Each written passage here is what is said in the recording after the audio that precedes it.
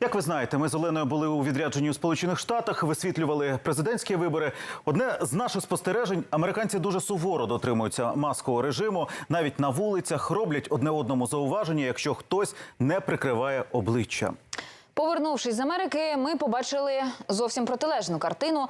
Жодної соціальної дистанції, маски на підборідді. Навіть у громадському транспорті. Наші кореспонденти влаштували експеримент, щоб перевірити, чи все-таки бояться захворіти ті, хто маску носить для годиться. Виштовхують ногами, сваряться чи затримують автобус. Тисячі друзей, ніхто не заболів. Через відсутність масок у транспорті конфлікт на конфлікті. У столичному метро пасажир взагалі дістав ножа.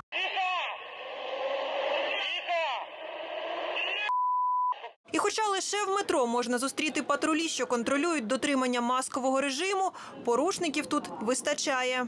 Я користуюся метро чи не щодня. І, направду кажучи, почуваюся у небезпеці, коли поряд зі мною їдуть люди без масок. Або ті, хто носять їх ось так, або навіть так.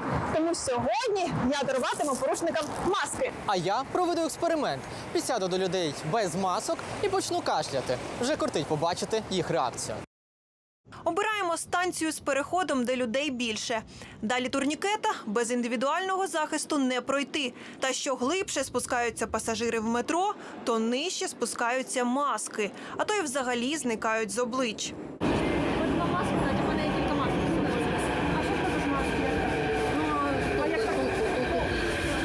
Пересуваючись станціями, помічаємо, що на пероні облич у масках більше, ніж у вагонах.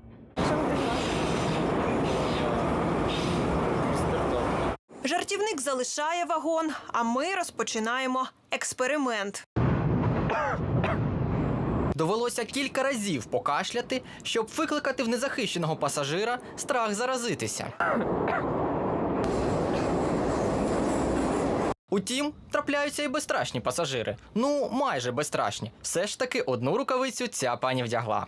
У пошуках тих, чий інстинкт самозбереження ще жевріє, змінюємо станції і потяги. Вмощуюся на вільне місце. Поряд дівчина з маскою під носом. Кашляю так старанно, і терпець все ж таки увірвався. Дівчина тікає подалі від мене, але маски так і не вдягла. А я тим часом роздаю новенькі маски. На диво пасажирів безкоштовний захист не приваблює. Може вам маску дати? Чого? Ну, хіба не видимка. А ось у цієї дівчини теж вона є. Щоправда, на руці. Удвох ми об'їздили усі 3 гілки київського метро. Помітили, що поліцейські чи муніципальна охорона, які слідкують за дотриманням маскового режиму, здебільшого це роблять біля турнікету, а не на перонах. Чому так? Питаємо у чергової станції Майдан Незалежності. Працівники ж поліції є, і варта зранку, вони якось там зранку, вечором, час пік взагалі. Роздавали безкоштовні маски і намагалися довести їхню необхідність, не шкодуючи легенів. Цей експеримент команда сьогодні провела після того, як парламент ухвалив закон про штрафи на місці. Коли президент документ підпише, за неносіння масок у громадських місцях доведеться заплатити від 170 до 255 гривень. З того, що ми побачили у столичному метро, лише в одному вагоні можна зібрати 1500 гривень.